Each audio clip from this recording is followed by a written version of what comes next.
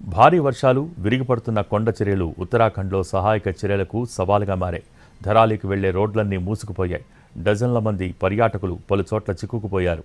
ఇళ్లు, హోటల్స్, రోడ్లు కొట్టుకుపోవడంతో పాటు హర్సిల్ సైనిక స్థావరానికి చెందిన 11 మంది సైనిక సిబ్బంది సహా పలువురి ఆచూకీ తెలియటం లేదు.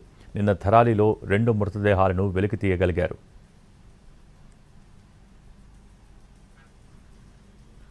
మంగళవారం ఉదయం ఉత్తరకాశీ నుంచి గంగోత్రికి బయలుదేరిన 28 మంది కేరళ పర్యాటకుల బృందం ఆచూకీ తెలియకపోవడం తీవ్ర కలవరానికి కారణమైన నిన్న సాయంత్రం వారి ఆచూకీ తెలిసింది.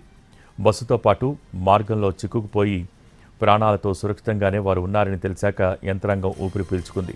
3 బృందాలను ధరాలికి పంపామని, రోడ్లు మొత్తం ధ్వంసం కావడంతో వారు అక్కడికి చేరుకోలేకపోయారని ఎన్డీఆర్ఎఫ్ తెలిపింది.